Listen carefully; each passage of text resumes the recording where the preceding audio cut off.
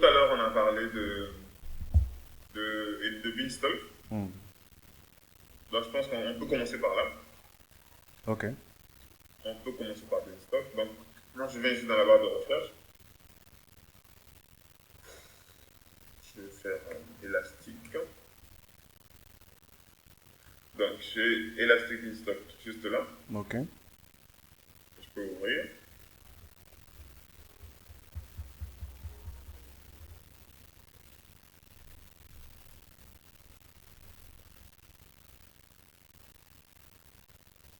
Voilà. Donc, ici, on te demande de créer une application. Mhm. Donc, lui ici fonctionne par environnement. Donc, Hmm. on a des environnements et on a des applications qui sont attachées à des environnements. Ok. Donc, ici, les applications peuvent avoir plusieurs versions. Donc, on change la version de l'application, il reprend la nouvelle et on peut repartir à une ancienne version. Donc, les environnements sont liés généralement à une liste d'applications selon la version. Mhm. Et lorsque je veux créer une application, on va te demander d'abord de créer un environnement qui va l'accueillir. Qui va avec. Donc, on peut faire un exemple ici. Tu as dit que ton application, c'est quoi, Laravel? Oui, oui, oui, oui, oui. C'est un back-end là. D'accord, je ne sais pas comment on va faire ça. On va faire. On n'a pas un simple Laravel quelque part. Tu as besoin d'un zip, une Oui, j'ai application. besoin d'un site de Laravel, par exemple, qui n'utilise pas de database, dans un premier temps. Euh, qui peut utiliser une base NoSQLite, c'est possible. Non, non, genre qui affiche et puis qui fait absolument rien. Donc, c'est juste Ok, un ok, site. ok, ok. Tu as besoin du zip, c'est ça? Ouais, Ok, mais là, Laravel, lui, quand tu le downloads, tu as les dépendances composeurs et tout. Comment lui se débrouille à installer les dépendances? ouais justement, c'est ça la machine de Beanstalk. Ok, ok, ok, ok. Ok, donc laisse-moi créer le truc rapidement. D'accord, Laravel pendant que tu Beanstalk. crées, moi Mhm. je vais déjà montrer comment on crée et puis comment on crée l'application.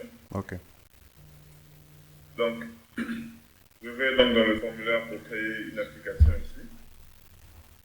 Donc, comme je l'ai dit tout à l'heure, oula, allô? Oui, oui. comme on a dit tout à l'heure, quand on a créé l'utilisateur Alex, on a parlé des Ok, droits selon le principe du moindre privilège. c'est Donc bon, c'est bon. ici, l'utilisateur Alex n'a pas le droit en fait de créer Hmm. des applications Beanstalk. Ok, ok. Donc tu vas m'accorder le droit de créer des applications Beanstalk et puis je vais revenir. Bon, mais je crois que vu que nous, c'est plus EC2 qui nous intéresse ici, pourquoi on n'irait pas vers EC2 comme On passe ça? directement sur EC2. Un autre jour, on pourra voir Ok, good. comment on peut faire du Donc beanstalk. on va dans EC2. Moi j'ai déjà accroché ici les favoris. Hmm. Ok, entre-temps, je crée toujours l'application. C'est bizarre quand même les erreurs. Tu as encore des Je suis en erreurs? train de constater beaucoup d'erreurs. Ce genre d'erreurs, par exemple. Il dit que la signature est Ah, expirée. attends, attends, attends. Ouais, c'est à cause de mon horloge. Oui, tu n'as pas une... L'heure n'est pas correcte en fait. Ouais, Ouais. je vais corriger ça un instant. Ouais, c'est bizarre. Il y a des moments où on oublie comment modifier la date. Double-clic sur la date dans le truc, puis changer. Ah, c'est incroyable ça. Il est quelle heure? 13h53, je crois. D'accord. Ou tu peux mettre l'heure D'accord, on a automatique, hein, fait. ça marche très bien aussi. Ouais, et pourtant c'était activé. Je sais pas pourquoi j'avais désactivé ça. Ok. Alors, je vais rafraîchir pour voir un peu s'il y a un d'erreur.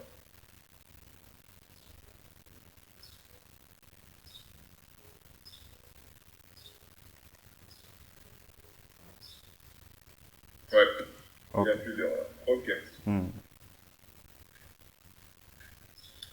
Donc, comme on disait tout à l'heure, on va se concentrer sur EC2. Mhm. Mais avant de créer en fait l'instance, on pense d'abord au réseau. Oui. Donc tout à l'heure, en fait, on a parlé de VPC parce que c'est le VPC qu'on appelle virtual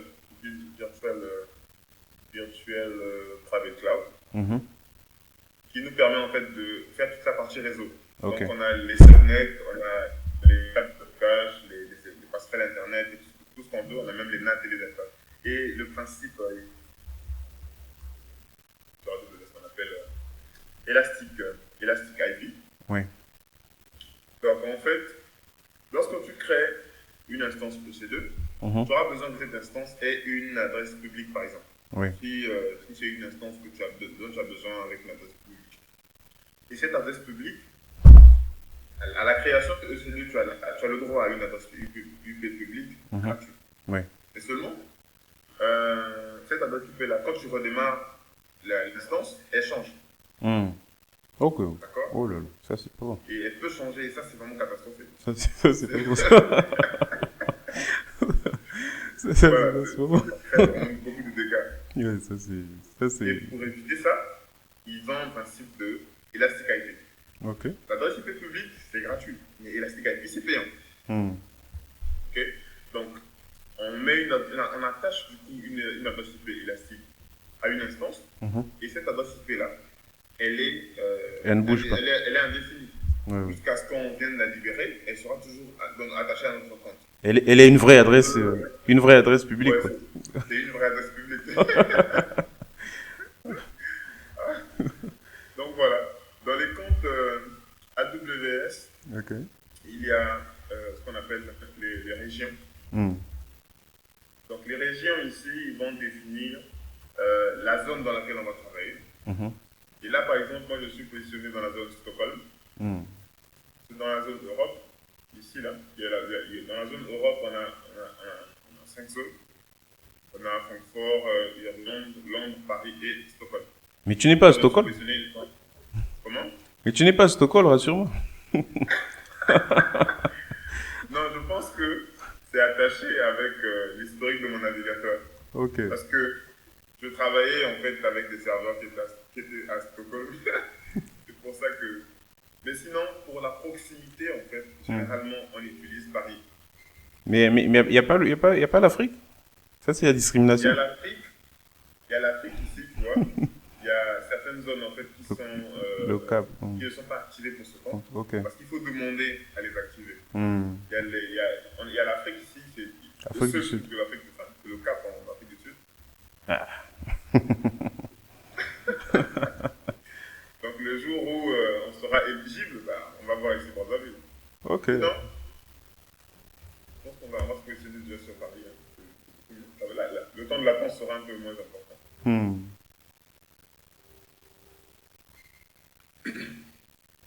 Alors, sur AWS, il y a cette logique de région, comme je disais, et il y a des services qui sont globaux. Il y a des services qui dépassent les régions, comme les services de S3, le Simple Storage Services. Ça, c'est comme un peu le gestionnaire de fichiers de AWS, pour que tu puisses pouvoir partager des fichiers entre les régions et entre les systèmes. On peut créer un service qui est global. Ouais. Donc, dans tous les comptes, dans toutes les régions, il y a un VPC qui existe par défaut.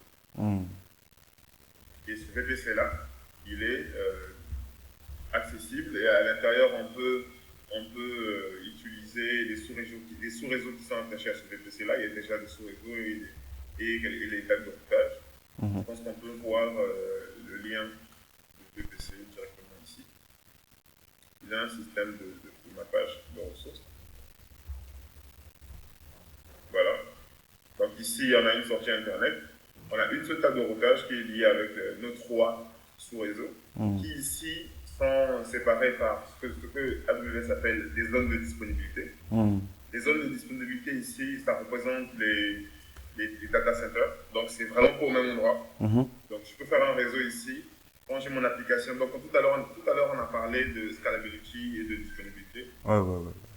Quand je crée mon application et que je déclare que cette application est dans la zone A, ici dans la zone A, à Paris, donc EUS 3 c'est Paris, donc je suis dans la zone A de Paris, et que je crée un auto-scaling group, et mon auto-scaling group va aller s'étendre en fait sur les 3 zones de la région, et du coup lorsqu'il crée les serveurs de l'application, les serveurs sont donc un peu partout. Et quand à un endroit, même si chez Amazon il y a un dégât des eaux, vous le mettez au cas. Mhm. Et puis voilà, il y a les dégâts d'eau là-bas. Le J'ai système, encore tout mes le serveurs système ne qui sont tombe pas en dans fait. 2 zones complètement différentes Hmm. et mon application est toujours disponible. Ok. Voilà. C'est Donc nous, ce qu'on va faire, dans un c'est- premier c'est- temps, c'est utiliser, on n'aura pas besoin de venir recréer des VPC ou quoi que ce soit, on va juste utiliser ce qui existe. ce n'est pas la sauvegarde qui se trouve sur le serveur qui vient de tomber. Le serveur est tombé. Où est la sauvegarde? Il était sur le serveur. Donc,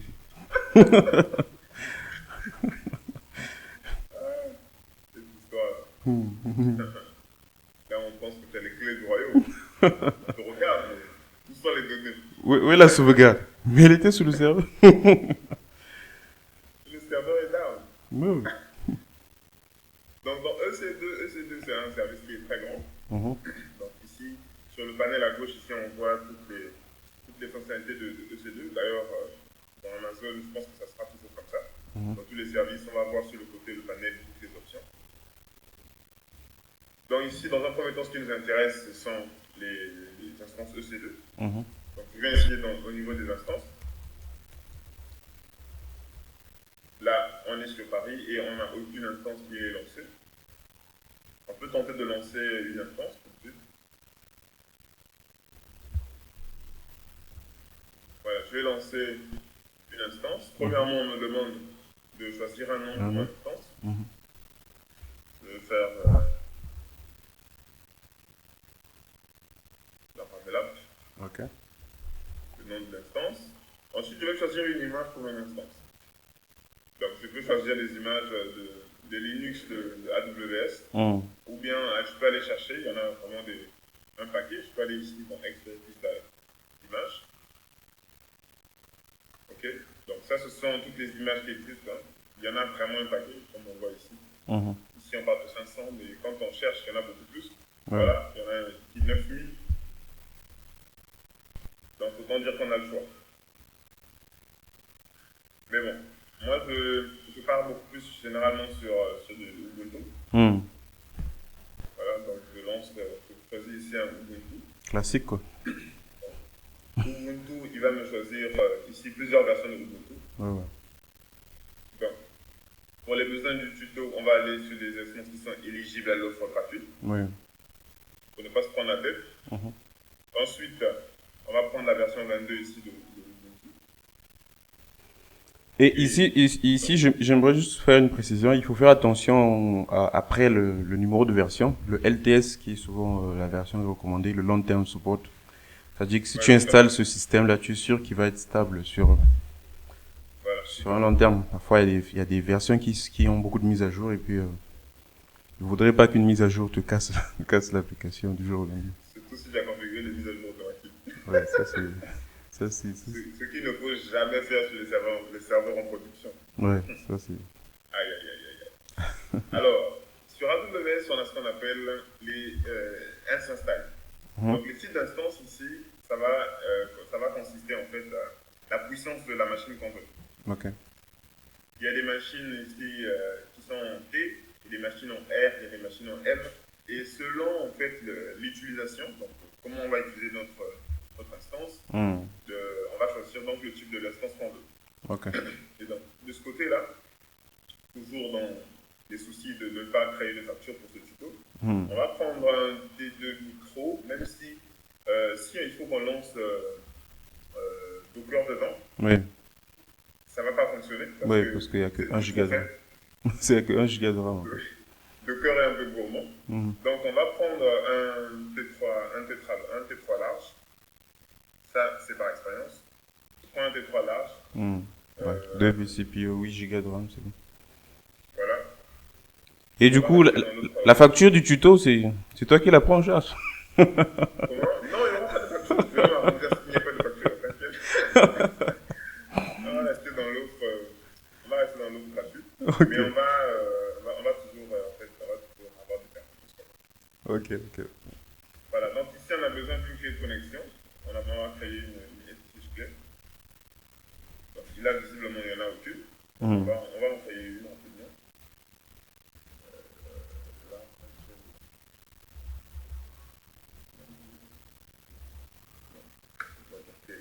On va prendre un fichier PEM, et puis voilà.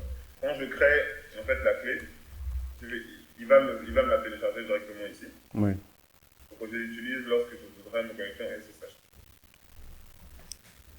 Donc ici, il a sélectionné par défaut le VPC par défaut. Sinon, s'il y en avait un autre, on vient d'en modifier et puis on en choisit un autre. Ok.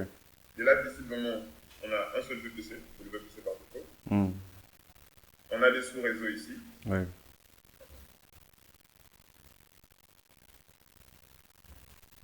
Je vais laisser d'abord à aucune préférence.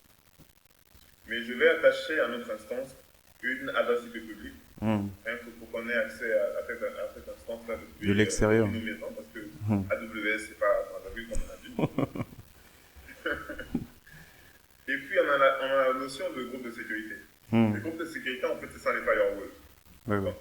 Au-dessus du firewall qu'il y a dans le système, il y a le firewall de AWS. On attache en fait à...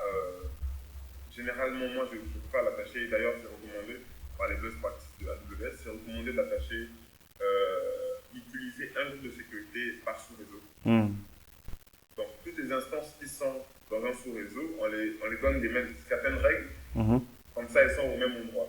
Donc, nous, je pense que par défaut, il y a un groupe de sécurité. On a un groupe de sécurité sous default. On peut le sélectionner dans un premier temps. Et puis, lorsqu'on aura des difficultés, on pourra le reconfigurer pour qu'il nous laisse passer. Laisse passer. Voilà. Donc, ici, on a un stockage de 8 Go. Donc, c'est suffisant. On n'a pas de grandes choses. Oui, 8 Go, c'est énorme. C'est énorme. Enfin. Voilà. Donc, ici, dans la création de mon instance, je peux décider ici du nombre d'instances que je crée avec ces paramètres-là. Je peux dire, bon, j'ai fini de configurer ces instances-là. J'aimerais avoir 200 instances avec cette configuration-là. Je viendrai ici, je mettrai 200. Et puis, il va me créer 200 serveurs avec les mêmes paramètres. Okay. Mais là, en l'occurrence, là, on n'en a besoin que d'une seule. Voilà. Donc, je vais laisser 1. Ça, c'est le review ici, le récap de ce qui va être créé. Une instance Ubuntu avec le type peut-être pas large. Le par défaut de Security Group, on a récupéré le default et le stockage c'est celui-là. Et là, c'est un rappel qu'on a. On est encore dans l'offre gratuite. Et cette offre-là, la première année, d'accord, inclut 750 heures d'utilisation mensuelle. Donc pendant un mois, généralement on est autour de 730 heures. Je pense que si on fait 24 heures par tranche, je crois qu'on a 730. Et là, il nous donne 750 heures pour le mois. Donc c'est histoire de nous dire que cette instance, elle sera disponible tout le temps. Et elle sera toujours gratuite. Pendant une année, c'est ça? On peut augmenter le stockage jusqu'à 30 Go au besoin. Voilà. Donc si j'ai fini de configurer, je peux lancer mon instance. Et là, il va me créer l'instance dont on a parlé. Et maintenant que l'instance est créée, je viens ici afficher toutes les instances. Sur la liste où il n'y avait rien, d'accord, si j'actualise, ici j'ai quelque chose. Ok. Voilà, donc on a notre serveur qui est ici à un état en cours d'exécution, même si le contrôle de statut est encore initialisation. Le contrôle de statut, c'est quoi? C'est s'il est en cours ou bien c'est quoi ce statut? L'initialisation de statut, en fait, c'est le health check. C'est la santé de l'instance. Ok. Et ça va se mettre à jour au fur et à mesure qu'on utilise. Il va constater les requêtes qui passent et tout. Ça veut dire que ça fonctionne. S'il y a un problème, il va le remonter à ce niveau-là. Ok, cool. Voilà. Donc, si j'ai besoin d'accéder à mon instance, je peux la sélectionner comme outil sur la checkbox là, et puis venir à se connecter. Ou bien je peux ici sur l'ID de l'instance, je peux cliquer sur l'ID, donc je peux voir tous les détails de l'instance. Déjà, j'ai l'adresse IP publique là. L'adresse qui change. Privée, donc ici dans le VPC, toutes les instances qui seront dans ce sous-réseau là, auront vraiment cette adresse là qui a été configurée au préalable. Donc ici, je connais l'ID du VPC, je connais l'ID de son réseau et tout ce qui va avec. Voilà. Donc moi, je vais me connecter à mon instance. Donc je viens ici à se connecter. Je peux utiliser le Direct Connect de AWS. Je pense que là,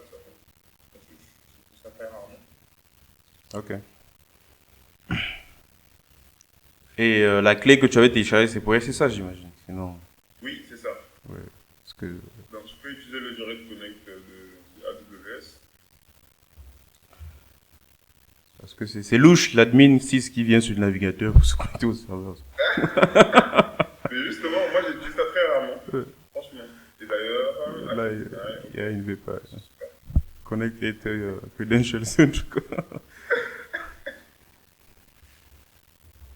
SSH, Hmm. faut faire, d'ailleurs. Donc, je peux ici venir copier une commande qui est là. Sinon, je peux faire ma commande tout seul. Ouais. Comme un grand. Moi, je vais.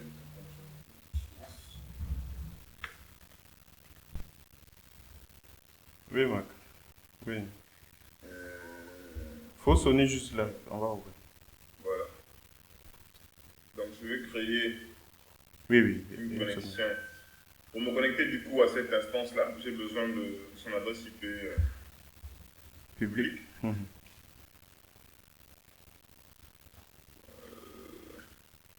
Très bien. Et du coup, cette adresse IP publique là, je vais la coller là. Et j'ai un utilisateur, c'est le système Ubuntu. Donc, je vais utiliser une clé SSH. Ok. Qui se trouve à cette clé là. C'est celle-là, la Ravel Key.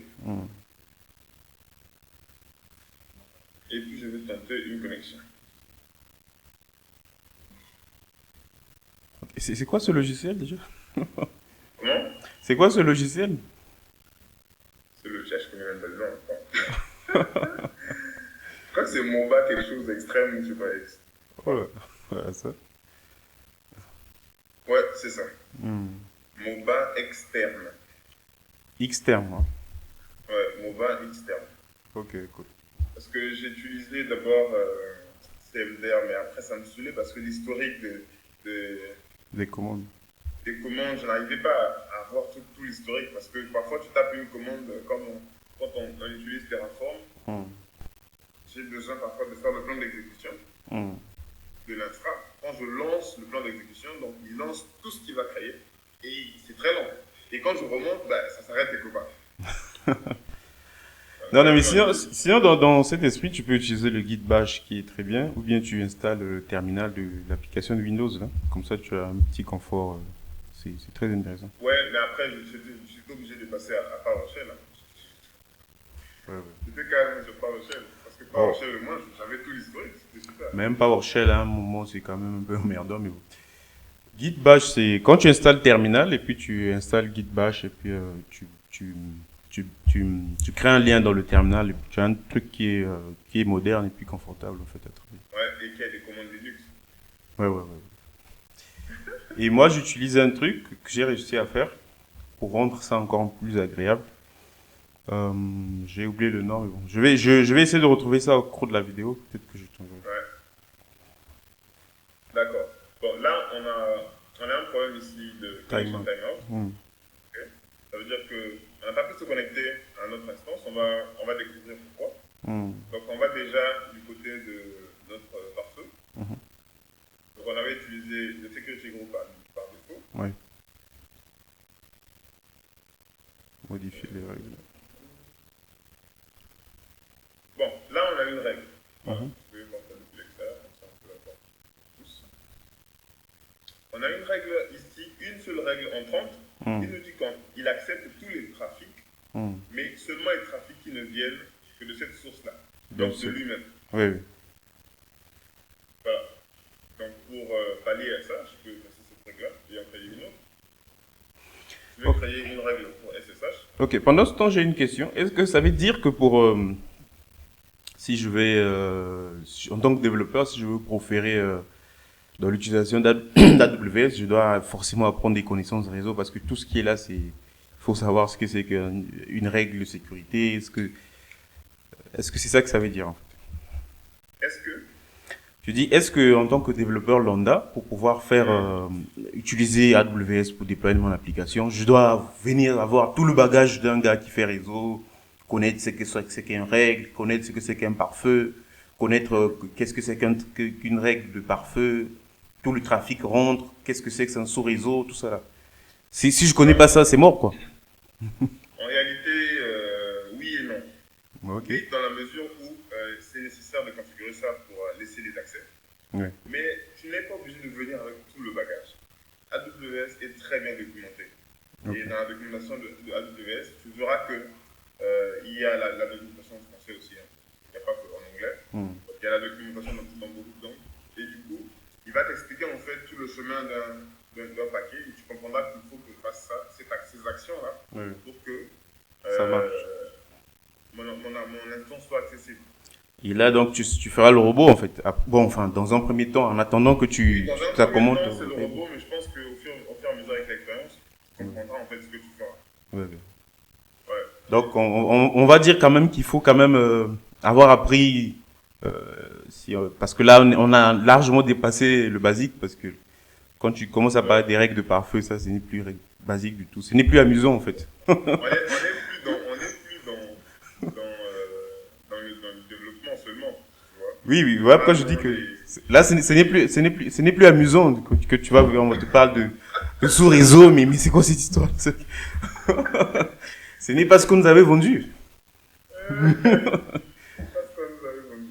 Non, oui, parce que AWS, la cible de AWS, ce sont des gens en fait qui sont accros à Linux. Oui.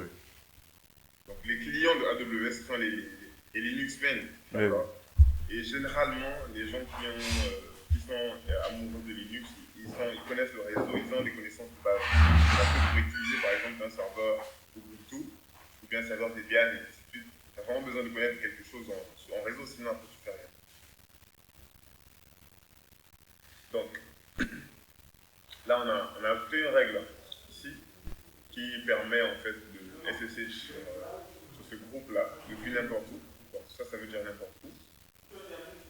Et du coup on peut refaire une tentative ici. Je peux refresh la connexion comme ça. Et tout de suite, il peut y avoir accès. Donc là je suis connecté en fait sur l'instance qu'on vient de créer. Et on y est enfin. On est enfin arrivé. Tout ça pour ça là, pour se connecter. Donc là, on est connecté à une instance qu'on a créée nous-mêmes sans aucune difficulté. L'autorisation En fait, c'est pour ça que j'avais posé la question au départ. Pourquoi tout ça en fait? Parce qu'à un moment donné, je te dis mais je lançais mon FireZilla, je balançais mon fichier et puis ça marchait. Mais qu'est-ce que c'est que cette histoire? Me connecter en SSH, configurer des trucs chelous. Voilà. Mais comme on avait deux options, sinon plusieurs, on a choisi l'option EC2. Ouais. EC2, ça implique qu'on vient avec quelques connaissances. Ouais. Donc voilà, on a démontré le peu de connaissances en question. Ok. Et là, on est connecté à notre instance. On peut à ce moment-là faire tout ce qu'on veut parce qu'on a des accès route. Ok. Ouais, ça c'est cool quand même. Ça, quand tu es route là, c'est. Comment? Quand tu as l'accès route là, c'est bon, ouais, ça c'est. Contrairement avec le serveur mutualisé. Ouais, ça me rend triste quand tu connais ton SSH sur un serveur mutualisé, ça sert à rien en fait, tu vas dire. Ça sert absolument à rien. Pourquoi vous mettez le SSH? On ne peut rien faire en fait. Ouais. Donc voilà, on peut ici se connecter en route, voilà. Déjà dans un premier temps, ce qu'on va faire, c'est faire une mise à jour de notre serveur. Donc on fait un petit update. Dans un petit simulation sur déployer une application complètement sur AWS. Ok, donc en attendant, tu veux quoi que je te fournisse quoi parce que moi je suis le développeur, j'attends toujours tout ce que tu fais là, ça ne m'intéresse pas. Moi je fais quoi? Je dois te donner le Dockerfile ou c'est quoi de quoi tu as besoin? Ou bien tu vas te débrouiller toi? Comment je fais avec les devs, c'est que pour rendre le déploiement moins chiant en fait, ce que je fais c'est que j'installe généralement Jenkins et puis on fait le déploiement avec Jenkins. Oui, si l'affiche ici, normalement, mais comme il n'y en a pas. Ça va appeler, monsieur? Oui, mais je ne rappelle pas. Ok.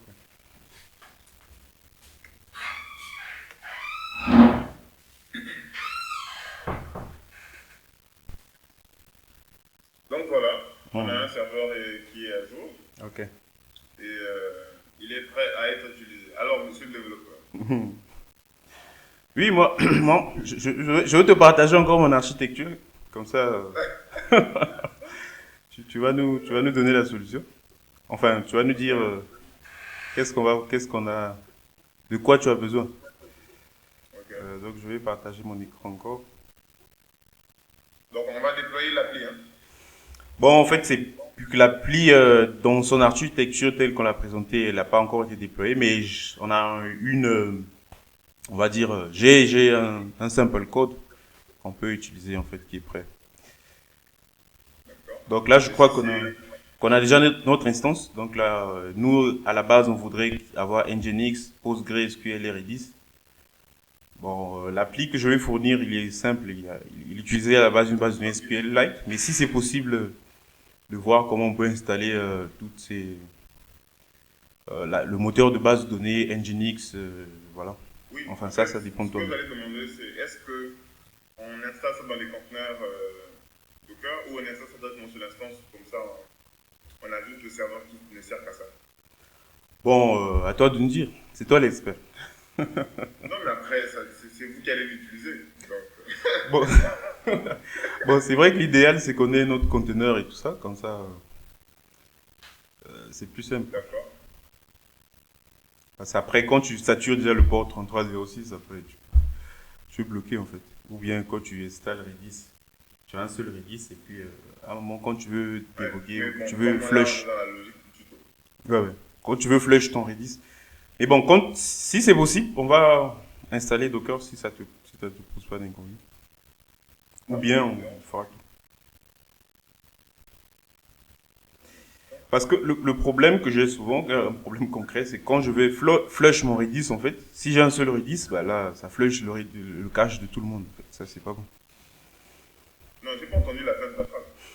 Non, non, ce que je disais, moi personnellement, pourquoi je vais vers Docker, un des exemples que je vais donner, pour que Ouais, ça soit plus concret, c'est que quand j'ai sur mon serveur, par exemple, j'ai différentes applications qui tournent, ok? ouais, Si j'installe tout sur l'autre directement, donc j'ai un seul Redis, ok? oui, Mais comme parfois j'ai besoin de faire un flush, donc effacer tout le cache. Et ouais. du coup, si je fais le flush, bah, ça va flush tout le cache de toutes les applications. Toutes les applis. Et Pas ça, mal. c'est pas bon.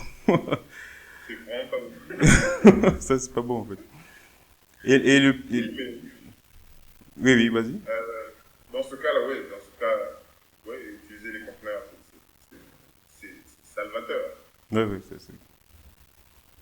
ça ne donne que Donc, des avantages, en fait. on va installer le cœur.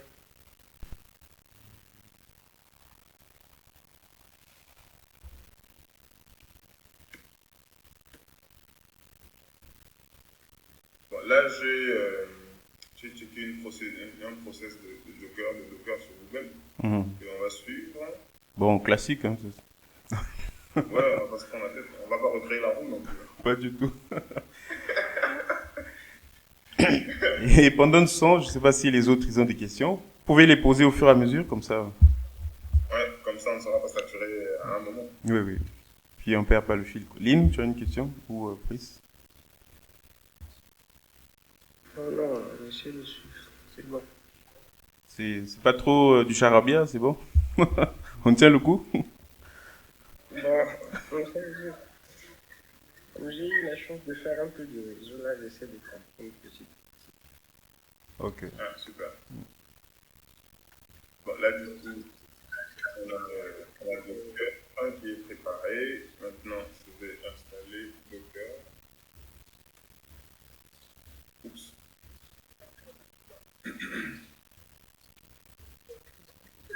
Ton écran est partagé? Oui, oui, je Vous sais voyez pas. pas mon écran? En fait, il est partagé, mais il est réduit, je sais pas pourquoi. Si tu peux couper le partage et puis le relancer, comme ça va venir en. En grand plan. Un instant, je veux.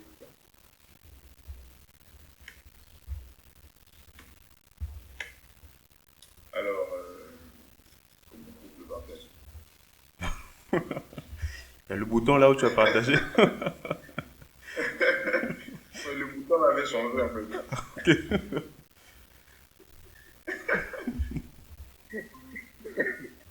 Ok, là c'est bon, là c'est Alors revenu. voilà. Là c'est J'ai revenu au relancé. premier plan.